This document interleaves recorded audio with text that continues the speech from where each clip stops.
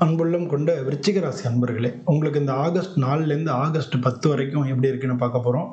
இந்த வாரம் உங்களுடைய உடல் நலத்திலேயும் நீங்க கவனம் செலுத்தணும், மனநலத்திலேயும் கவனம் செலுத்தணும். ராகு 4வது வீட்ல இருக்கிறதுனால திடீர்னு மன அழுத்தம் வரலாம். ஆ குடும்பத்தில உறுப்பினர் அவங்க மூலமா பிரச்சனைகள் வர்றதுக்கு வாய்ப்பு அதிகமா இருக்கு. ஆனாலும் நீங்க வா நீங்க வாக்குவாதம் பண்ணாம அமைதியா நிலைமைய நீங்க கையாண்டீங்கன்னா, எந்த பிரச்சனையும் இருக்காது. யாரேனும் ஃப்ரெண்டு ரிலேட்டிவ்ஸ் அவங்களுக்கெல்லாம் நிதி சம்பந்தமா விஷயங்கள்ல உங்களுக்கு துணையா இருப்பாங்க. குடும்பத்துல மகிழ்ச்சிக்கு மகிழ்ச்சி குறைவா இருக்கா மாரி ஃபீல் பண்ணலாம் நீங்க. அதுலேருந்து விடுபடுறதுக்கு நிதானமா நீங்க செயல்படுறது தான் முக்கியமான விஷயமா இருக்கு. வேலை அதிகரிக்கும்.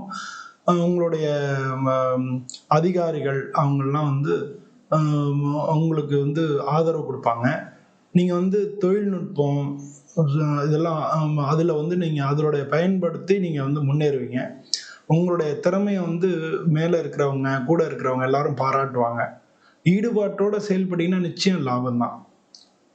இந்த தொழில் பண்றவங்களுக்கு திடீர்னு முன்னேற்றம், எதிர்பாராத முன்னேற்றமும் வரும். அதே நேரத்துல இடைஞ்சலும் வரும். அதனால நிதானமா நீங்க சமாளிக்கணும். பொருளாதாரத்த பொறுத்தளவுல பணம் வரும். வியாபாரம் பண்றதுல லாபம் கிடைக்கும். புதிய முதலீடுல கவனமா இருக்கணும். குடும்ப உறுப்பினர்கள் அவங்களுடைய ஆரோக்கியம் சம்பந்தமா மருத்துவ செலவினங்கள் ஏற்படுறதுக்கு வாய்ப்புகள் நெறையா இருக்கு. பழைய கடன்கள இப்ப தீர்க்கிறதுக்கு வாய்ப்பு இருக்கு. இது மாரிலாம் நல்ல விஷயங்கள் எல்லாம் இருக்கு. அதனால எல்லாத்தையும் நீங்க நிதானமா அணுகுனீங்கன்னா, ஒண்ணொண்ணா நீங்க செஞ்சிரலாம். மாணவர்கள பொறுத்தளவுல நிச்சயமா வெற்றி கிடைக்கும். ஆனா நீங்க மனச தான் கவனிச்சுக்கணும். ஏன்னா படிச்சது மறந்து போயிடும். அதனால அ ஏற்கனவே உள்ளதுலேருந்து நீங்க இப்ப பாடம் கத்துண்டு, அதனால நீங்க எல்லாத்தையும் ஞாபகம் வச்சுக்கிறதுக்கு தகுந்த முயற்சிகள நீங்க மேற்கொள்ளணும். நரம்பு சார்ந்த பிரச்சனைகள் உங்களுக்கு வரலாம். ஏற்கனவே இருந்த பிரச்சனைகள் திரும்பவும் வரலாம் உங்களோட உடல் ரீதியா. அதனால ஆரோக்கியத்துக்கு எக்ஸர்சைஸ் பண்றது, நீங்க தியானம் பண்றது இதெல்லாம் நீங்க வழக்கப்படுத்திக்கலாம். சனிக்கிழமை அன்னைக்கு ராகு காலத்துல நீங்க ராகுவ வழிபடுறது, தினமும் துர்க்கை அம்மன வழிபடுறது இதெல்லாம் நல்லது.